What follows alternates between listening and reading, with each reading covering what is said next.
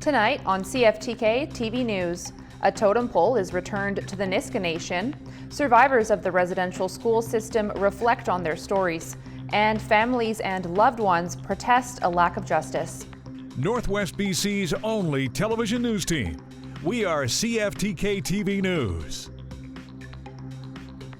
Hello, and thanks for joining us on this Wednesday, October 1st, 2025. I'm Jaylene Mathews. The Niska Nation held a special ceremony at the Niska Museum, raising a totem pole that has been away from its homeland for nearly 80 years. The pole was first removed in the 1920s and later displayed at the Museum of Anthropology. Now, after decades, it has returned to its rightful place in the heart of Niska territory. CFTK-TV's Helen Asante shares highlights. I will be saying a prayer before the sacred ceremony happens. Charakatkum Samagat. Duda Atun Lahagi. Oik Samin. Omin. Nganam Samasa. Law. Intum Skog. So today you are witnessing some great history. And we are very happy to see every one of you here today, because it is your job to be a witness to the work that is being carried out by Samagat La and his will. On behalf of the University of British Columbia, we are honored that Wilkla and the Niska Nation and its people have invited the university to this momentous and important occasion of bringing the Wilkla San back home. When the University of British Columbia Board of Governors established the President's Committee on Totem Poles in 1947, they set a mandate to acquire poles for the university as a way to ensure that some poles remained in British Columbia and to preserve First Nations heritage for the people of BC. Their intentions were rooted in colonialism, and we now understand that the potlatch ban that was in place at the time created terrible conditions for Indigenous peoples.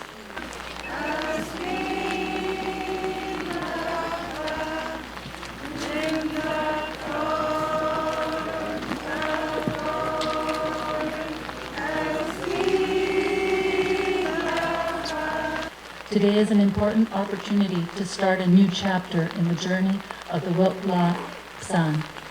The repatriation of this pole is a living example of how the university is working to advance our Indigenous strategic plan and to implement the human rights of Indigenous peoples as articulated in the United Nations Declaration on the Rights of Indigenous Peoples. Indeed, a moment of resilience and pride in Niska heritage. We will bring you more highlights from the ceremony tomorrow. As Canada reflects on Truth and Reconciliation Day, one residential school survivor is sharing what the day means for him. CFTK-TV's Helen Asante shares more. A time of reflection, healing, and action across the country, Canada paused to honor the residential schools and families and communities forever impacted. Here in Terrace, a senior survivor shares his story. I was taken away from my mother and my father and mother and my grandmother back in 1968 to go to Indian day school. I spoke very little bit of English at the time, and they forced me into Indian day school to start speaking English.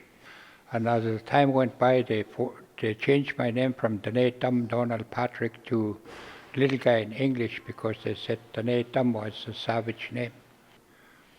So they gave me the name Kenneth. And it wasn't until a couple of years ago the federal government gave us permission to get our traditional name back, so I continued on and took my old name back from the government. Danae Tum Patrick endured the trauma of residential school and years of addiction. At 69, he's now in college, working to rebuild his life. All my life, while I never had no education, I never thought I would get my education. But if it wasn't for a college, Coast Mountain College that took me in and gave me tutors and all the help I need for counseling, and they're still continuing on to helping me here right in Coast Mountain College. And it doesn't matter how old you are or what you're on, drugs, alcohol, whatsoever. Education is a very important tool to heal your journey in any way, trauma or whatever trauma you got. Education and art is the #1 tool that a person needs. Once you get that, nobody can ever take it away from you, which thing I never had all my life. But now I am getting my education and I feel pretty good for myself. He says truth and reconciliation must begin with honesty and real action to support survivors and families. To me, truth and reconciliation today, they're just talking about it. And people are getting grants, monies, and forgetting about the people that they're there for. They think of their pockets too much. They don't think of their people at all. If it was me, I would spend every penny that I got from a grant money with the people that are on the streets, homelessness, and get them shelter. Because there's no way in the world that any native in this world today and age should be homelessness of any kind. Go down to where we live and look at how we live and see how we are living today and civilization. And then if you want truth and reconciliation, come and live with us for a week or two and see exactly what we're going through instead of just staying back and talking about it. His message, healing is possible, but truth must never be forgotten. Helen Asante, CFTK-TV News, Terrace. We will continue to bring you more Indigenous stories that reflect on truth and reconciliation throughout the week. In a now permanent inconvenience to the people of Prince Rupert, Walmart has announced they'll be closing the Prince Rupert location. They say that while the store was initially closed out of concern for the safety of associates and customers, the prolonged closure led to a larger review of the store location and operations. Walmart stated that they recognize the impact this closure will have on customers and associates. They say their immediate priority is to support the impacted associates through the transition.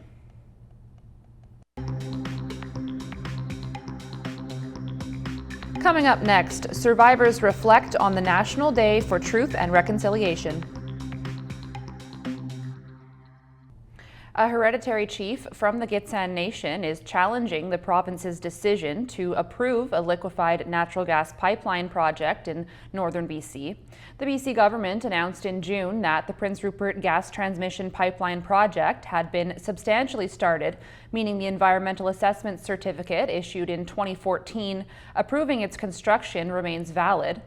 Gitxsan Hereditary Chief Charles Wright has filed a petition in BC Supreme Court claiming that the decision was unreasonable because it failed to include consultation about the project's impacts on Aboriginal rights and title.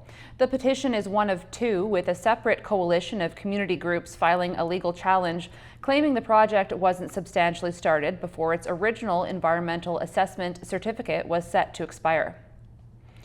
In honor of yesterday's National Day for Truth and Reconciliation, CTV's Alex Karpa shares the stories of some survivors as they reflect on history. Vivian Ketchum often comes to this park near her apartment to reflect. The Presbyterian Church is a church that ran the school that I attended to. Ketchum is a residential school survivor, having attended the Cecilia Jeffrey Residential School just outside of Kenora, Ontario. She was 5 years old when she was taken from her family. The homesickness that still haunts me today, the bad food. The federal government implemented September 30th as National Day for Truth and Reconciliation in June 2021, following the discovery of 215 unmarked graves at the grounds of a former residential school in Kamloops, BC. Ketchum says this day is important to her, but says recognition for survivors like herself should not just be limited to one day. We're here all throughout the year. We're living with our memories and our stories. Come out and talk to us. Yeah, our stories matter all through the year. Residential school survivor Geraldine Shingoose has been sharing her past for over a decade, but says conversations about it are still hard. I want them to know the impact it had on me as a child when I was going to residential school.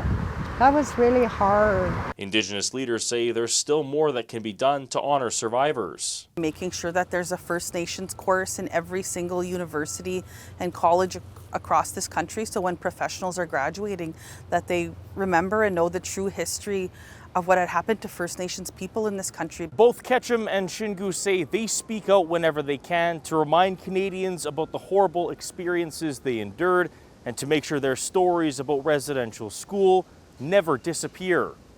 Alex Karpa, CTV News, Winnipeg. Families are protesting a lack of justice for loved ones that are on the long list of unsolved missing and murdered people in Canada. CTV's Ben Nesbitt brings us more. We demand change! We demand change! Their message, loud and clear. Years have gone by since their loved ones were taken from them, and they're tired of waiting for closure. We're looking for justice, we're looking for answers. We have families here going on 4 years with no answers, no help. Christine Angelis' daughter, Keisha Gary, was found dead in a car with her fiancé, Umair Kasim, in Burnaby 3 years ago. The pair had been reported missing to Mounties in Coquitlam 2 days prior. The Integrated Homicide Investigation Team took over the investigation right away, but charges have yet to be laid. This has destroyed me. It's destroyed my life. I had my daughter when I was 17. She was my everything. She was the joy of our family. CTV News reached out to IHIT about the investigation but have not heard back. Among the crowd was family members of Devin Goodrick, who was last seen in Surrey 4 years ago. IHIT has conduct of that case as well. No charges have been laid. Families don't get enough information as to why prosecutions aren't going through. Surrey Cloverdale MLA Eleanor Sturko points out that in most provinces, the charge assessment standard is reasonable likelihood of conviction. In BC, it's a substantial likelihood. We need the government to listen to these families who've been denied justice, who've been told by police that there is reasonable grounds to go ahead with charges, and the government hasn't done that. Angelis did not want to comment on if that was the situation in her daughter's case, but says changes need to be made to bring those responsible to justice. They should be protecting us, they should be protecting the victims, but instead they're protecting the perpetrators. Ben Nesbitt, CTV News, Surrey. And now we'll take a look at the Northwest Weather Report. Tonight on the North Coast, expect conditions to be partly cloudy with a low of 8 degrees. Over the next few days on the North Coast, expect a mix of sun, clouds, and rain. Daily highs around 13-14 degrees, overnight lows 7 to 9 degrees. Tonight in the Terrace-Kitimat area, expect it to be partly cloudy, a 60% chance of showers this evening, and a low of 7 degrees. Over the next few days in the Terrace-Kitimat area, expect some clouds and rain, then a chance for some sunshine over the weekend. Daily highs 12 to 15 degrees, overnight lows between 7 and 9 degrees. Tonight in the Bulkley Valley and Lakes District, it's looking partly cloudy, fog patches developing after midnight, and a low of 0 degrees. Over the next few days in the Bulkley Valley and Lakes District, expect a mix of sun, clouds, and showers, then sunshine all weekend. Daily highs 12 to 18 degrees, overnight lows between 1 and 7 degrees. And next, let's take a look at your Northwest BC road report. On Highway 16, there's construction in Prince Rupert with a detour in effect. Also bridge maintenance, construction work, utility work, roadside brushing, and paving operations underway. On Highway 37, watch for bridge construction. On Highway 37A, there's a section with falling rocks as well as construction work underway. On the Niska Highway, there's mowing going on. And this is what the roads were looking like this afternoon around the region from the view of the province's highway cams.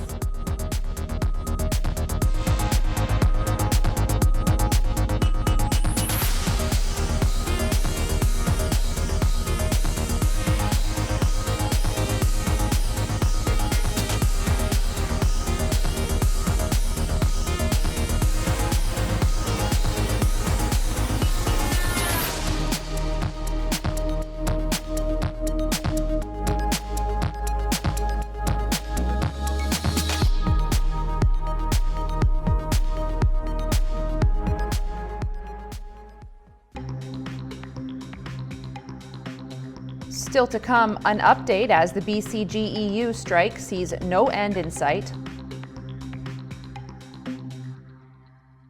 The BC GEU strike continues, with offers continuing to get rejected and no clear timeline on talks. CTV's Martin McMahon reports.